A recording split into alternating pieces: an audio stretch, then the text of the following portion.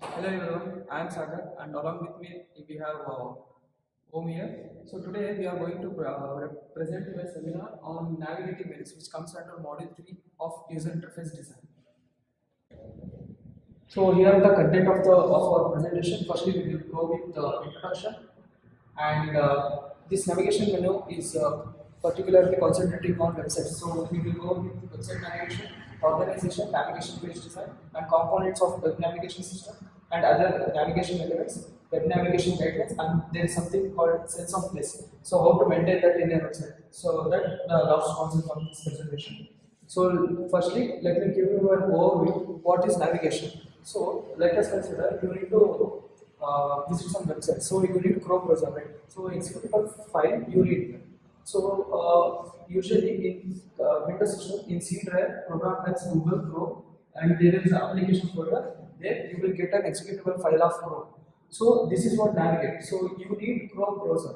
So you need to open that. For that you need to navigate first for C, then program files, Google, Chrome, and then application. So this is the traditional method or the olden days approach for navigation in system. So but nowadays this is the case.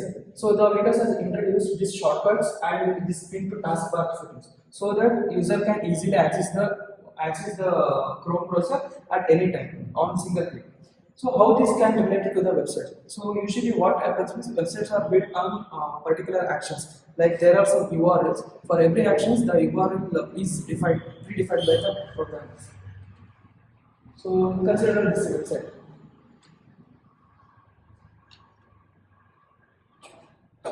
Consider this website, Take It Easy Engineers. So this is the home page of Take It Easy Engineers. So consider this part is not available. So for visiting for CSV, so you need to handle with the URLs. So for that, you need to go through here like /CSV. So this is the CSV related content.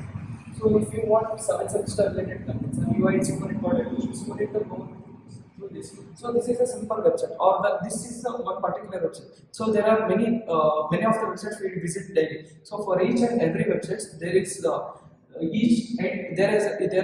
each endpoints for every action. So remembering that and giving the tutorial videos for the users from the developers, it's annoying task or like complex task. So for that, navigation system has improved in this website using images and links and graphical buttons, something like that.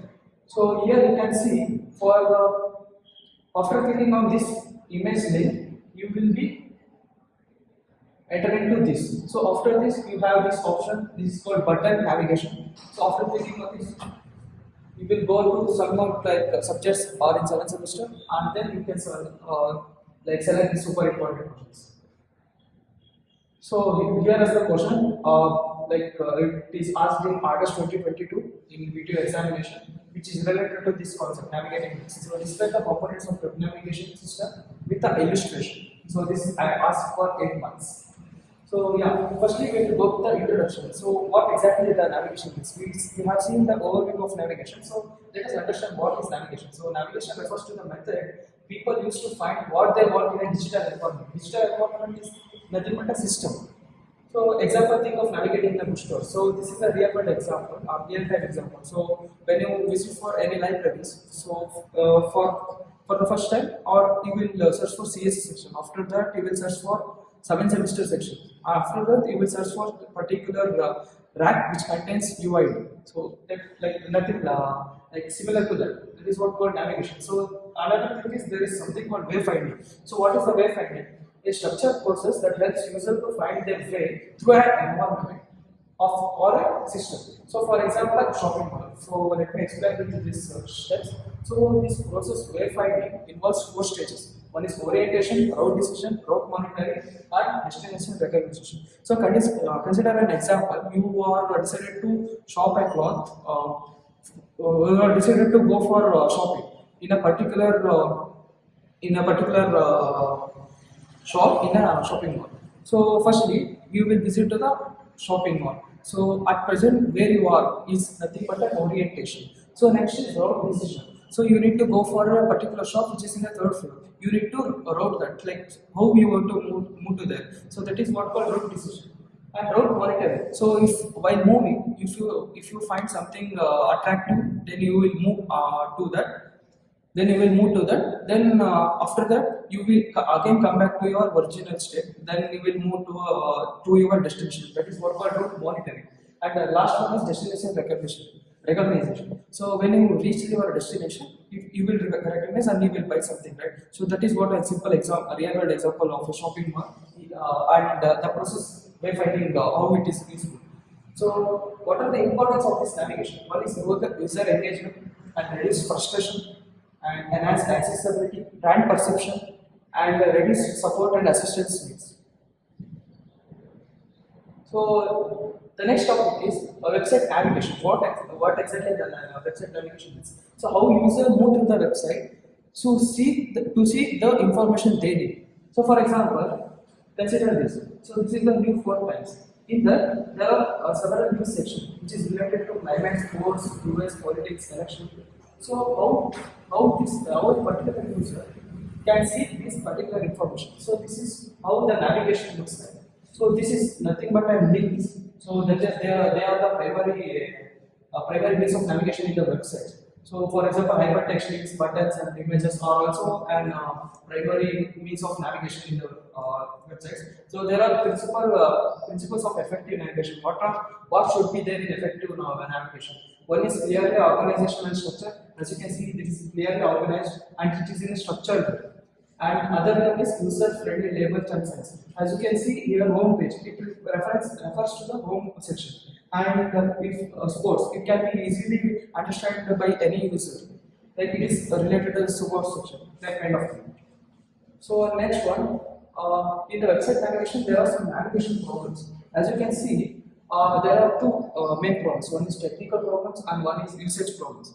So in technical problems, open-ended with many parts. It is nothing like kind of spider. So for example, let's say this is the site you have visited for initially. Now from this site you need to move here. So there are many paths you can move from here to here. So that is what called open-ended with many paths. And the next point is multiple different system encounters. So for this, every user will use different kinds of systems. So each and every system you need to configure your web page or some system you have developed for each systems it should be configurable. And next one is rapid system evolvement and expansion. So it's nothing but, so usually what happens in the websites, the information is continuously generating. So that rapid increment will also issue in the navigation. So next one is usage problems, which is heavy mental overload and feeling spatial disorientation. So next, coming to the navigation goals. So it must be obvious and it should answer for a particular user who is using that, like where I am now and where did I come from and where I can go from here and how can I get there quickly. So the next is how it is website navigation impacts on the user experience. So research shows that difficulty in navigation can lead to user frustration and the abandonment of the task. So 30, as you can see, the study says 39% of the users of our shopping sites fail in their buying attempts due to navigation difficulties. It is, you can consider this example. As you can see, there is two websites like shopping websites which are very famous.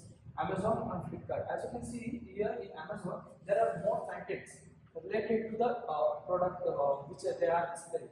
But the buy button or buy now button or add to cart button is here, something like here. So if you open the similar site in our phone, it will be fully there should like there is like more content. You cannot see these buttons easily. But consider this Flipkart, they have given that buy now button and add to cart button in bigger way so that it can be visible. Yeah. So how designing website navigation? There are key considerations. One is never assume user have the same knowledge as the site designers, and any page can serve as an entry point. So for this, consider our geometry website. So as you can see, this is the home page of our website. college website. So here there are academics, placement, and something like IIQS, and so. Firstly, user visits this page and then he can click on this placement section. But after that, he decide to move from this page to any other pages. You can see the top navigation bars here. So in every page, this top navigation bar is fixed, so that user can navigate at any point. So that is what called every page should be having an uh, so that is what called any page can serve as an entry point into a website. So the next one is website navigation aids. To aid website navigation and learning, there are something called map or overview and clickability cues and the coordinates. And to provide feedback concerning one's current location, it's nothing but website navigation aids to the user. So how we have to organize the websites? One is first one is divide with the content. If the content is large, then divide it to logical fragments and the chunks. The next one is establish a hierarchy of generality or importance. So for example, if you consider any websites, the first top navigation, the first option will be home. After that, about us. So it is what called generality or the importance for the sections in any kind of website. So maintain that or establish that kind of hierarchy of generality, and then structure the relationship among the fragments. And establish goal or site-wide navigation requirements. And the last point is create a balanced hierarchical tree and restrict the links to levels to 2. So next concept is navigation page design, which navigation page is nothing but it's the pages which does not contain any content, but it only contains the guide or redirect the user to the particular pages. So for example, home pages, sitemaps, and overviews. So key consideration. Let me use appropriate menu types. So usage of appropriate menu types. Firstly, use sequential menus for straightforward or forwarding tasks. The simultaneous menus for tasks that might, like for example,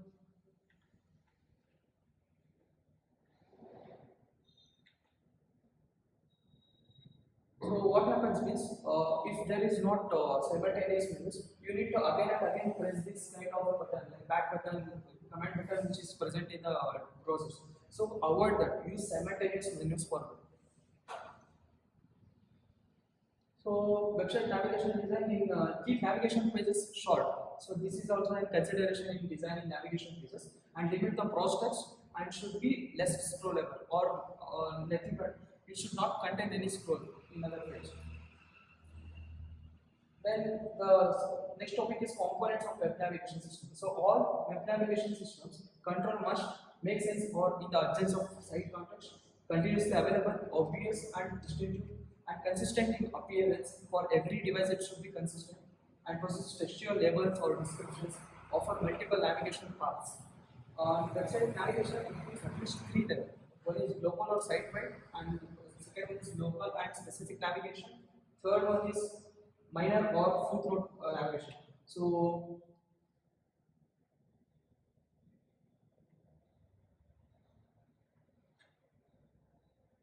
next is components. So in components, as I said, browser command button is also a kind of navigation component. As you can see, this is reload, back, that all component in Chrome or any browsers. And next is website navigation bars. I will explain this in using this example. As I said, there are three levels. One is global and categorical and minor links. So these are the global links. In the particular set, there are some global links. These are categorical links, as I showed in the previous example, like types of like that news website. So this is the embedded links. Texture in the inside the text, there are some embedded links that you should present here, and this minor nodes, minor links like it's consists of like social media accounts, something like that. That links should be in the minor, the full links. And yeah, this is an example of textual explicit links. These are textual explicit links example, and this is the textual embedded links. Within the paragraph itself or within the content itself, there are some links like severity ratings, something like that.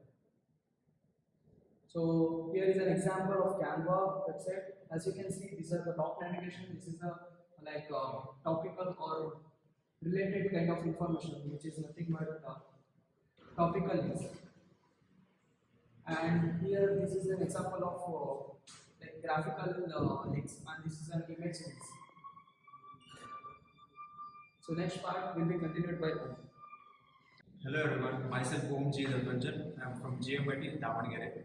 So as of now, my friend has explained some of the key concepts of the website navigation. Now let's continue further with other navigation elements. See, the other navigation elements, whatever the website must contain is the overview, where you are in the website and what are the website contents. Suppose take an example of your college. In your college, in the entrance, you will be having a map, especially you're telling that where is the engineering department, where is the canteen, where is the library as well. Similarly, you too must have content in your website that where you are in the website, what are, and from where you are going to other place in the website as such. See, you can see these are the global and local maps as I said now. And another thing is alphabetized site index. Alphabetized site index is nothing but your website should contain some of the text, not only visuals. Next, table of contents as well. Within the website, you must have mainly the table of contents and whatever the content that your website have within it. Next, the search facility. Search facility is most important aspect of a website. Suppose you take an example. If you want to search for the careers in the TCS, what you will do? You will go to the Google. You will type TCS and you will go for TCS careers. Then you will get the all the description and all. Now, instead of that, if you directly go to the Google and you type TCS careers, you will get all the data. That is where the search facility helps you out. Next, other thing is the historical trends. Suppose you think of a file system. What you will have is you will have a D drive, then you will have a folder, and again in that you will have another folder. Similarly, in the website we have something called breadcrumb trails. See, look here, we have the home page, here the home decor as well as the wallet. From this, you have started your journey in the website from here, and now you are here. See, there is an underline here. Why the underline is? It is a link. Okay, suppose if you are in the current page and if you want to go for another page without going back, you can type, you can click on that, you will go to the other page directly. Similarly, we have history list, we have history trees, and footprints and bookmarks where you can point out the important things as well.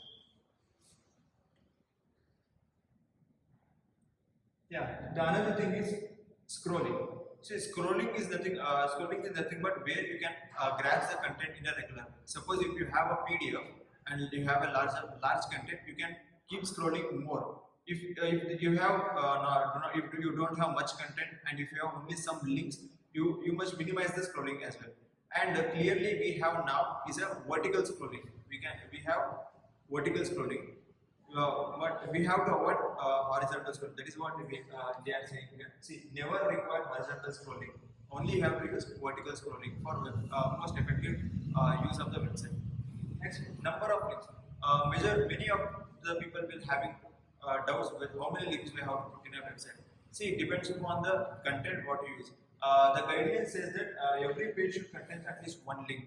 Okay, if you have many content, you can put many links. That is categorized here. See, without logical grouping means if you don't have any sections in your website, means if you don't have here on layer, and your website is clear, means you can use only 4 to 8 links. Suppose if your website is having many content, suppose if you are here menu, you are having advertisement, and here scroll bar, and instead of putting a lot of content, you can directly put the website, and there you can put around 18 to 24 links.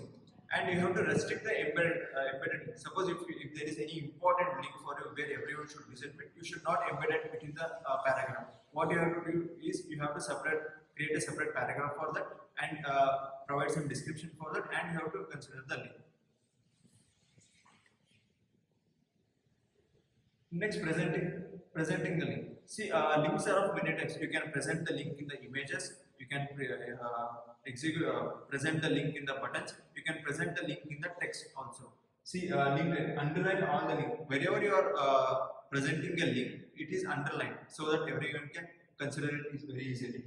Embedded in the page content. Suppose if you have a very large page, and within the large page you can have within a paragraph you can put the link.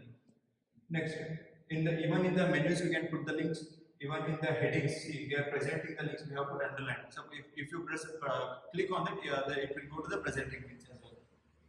Now, you have to distinguish the link that you have visited or unvisited. Suppose if you take an example of Google, they have different things. Suppose if you have not visited the link one time also, it will be in the blue color. Suppose if you have visited the link one time, it will turn into purple. Why we have to ensure this means it ensures that you are not visiting the same link again and again. Next, suppose if you are, now we have to consider which link, what the link is doing its function. Suppose if you are within a same page or same website, what the link is doing. If the link is coming from top to down, what we are doing is we are using the hash preceding to the link. We are preceding to the link. We have to use hash symbol. Suppose if you are going from down to upside, we are using the hash plus caret symbol for the navigation. Now, with respect to the external link, suppose if you are going from one website to the another website, what we have to do is we need to use another special symbol called asterisk. Suppose it is not that you have to use any symbol. There are some of the standards to follow that you need to follow them. Next, graphical links. Graphical links in the sense there, see, distinguish graphical links from decorative graphics. These are the two different keywords.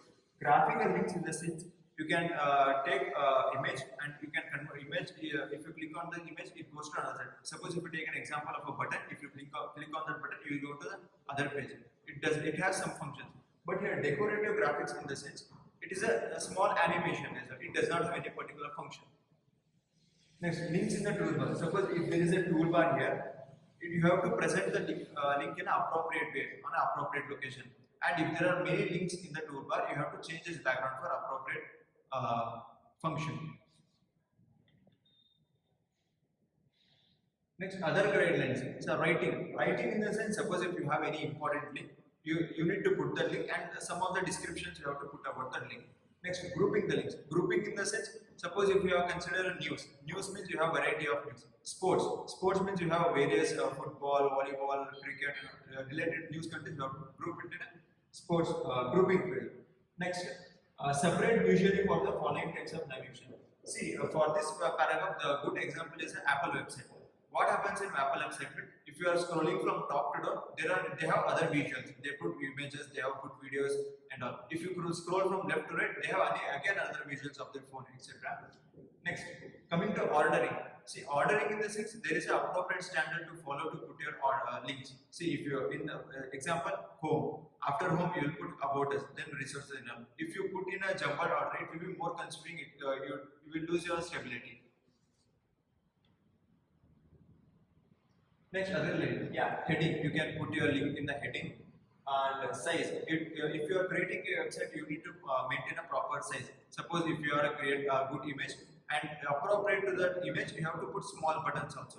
If you should not put that. If you have a big image, you should not put equal size of buttons for that. So maintaining the size is also a most stability and more conservative part of that. Next, coming to the spacing.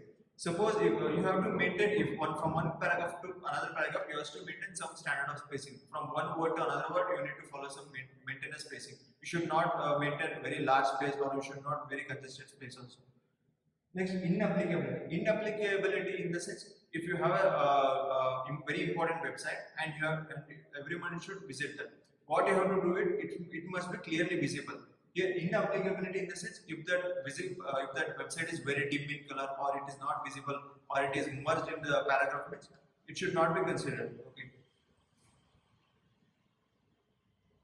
Next, kinds of link. What are the kinds of links we have in our website? See, we have links within the page. If we are a page, we have links within the page to go to top, and we have to come from bottom. From bottom, if we will go to the top. That is within the page. Now, links within a website. We have one website, and from one website we can move from one part to another part to the other website. That is coming with respect to the website. Now, with respect to the external link, suppose in the presentation we will be having the references. Those are the external links. What happens is, if you click on that external link, you will go to another website where you can fetch the information and all.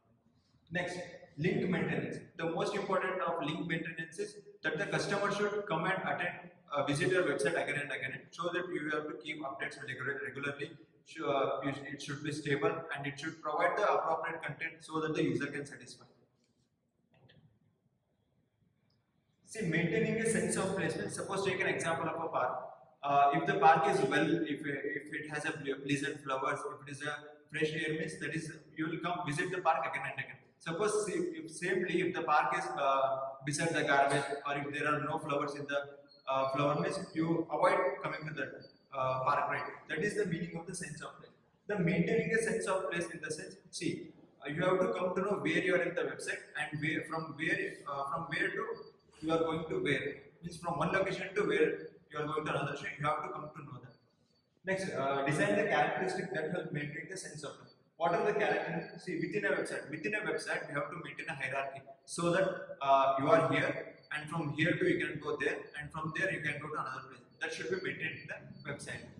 Next, across multiple websites. Suppose if you are moving from one website to another website, you should ensure that all the contents in the website is fetched. All the graphic or visualizations in the other website must be graphs in that particular way. If that is lost, then there is no matter that the website is good or not.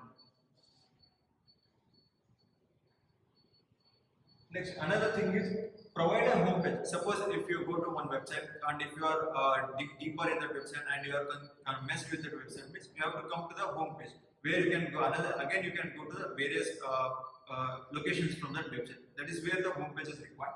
Next, using recurring tools and using recurring elements in the sense you have to use images in the links, you have to use proper text size, proper contents, proper hierarchical tree and all recurring link. Next, provide page numbers. This is the most important thing, is where you will come to know where you are in that appropriate website or a website or a PPT. You can, with the respect to that page number, you will come to know you are in this page and all. Next, offering feedback to show where the users are in the site. Yeah, see the breadcrumb trails. You will come to your history, where your footprints. You will come from home. You will come home again. You are searched about the company and all. That you should know the footprint from where you have to come. Where you have come. Next, provide on-demand aid and illustrate the user location with the site, including the site person and data. That is why, if you are creating a website, first of all, it should have a table of content to ensure that where that person is in the website. And if you don't have much knowledge about the table of contents, what you have to do is visually you can provide a maps where the person can grasp the content easily. Next, use clearly written link labels to reduce the disorientation in the investment. Suppose, take an example of Google. If you are putting an example of a Google there, you have to label that this is the Google link so that the people can wonder or search here and there. These are some of the references that we have used in our PPT and that we have referred for this presentation. Thank you so much.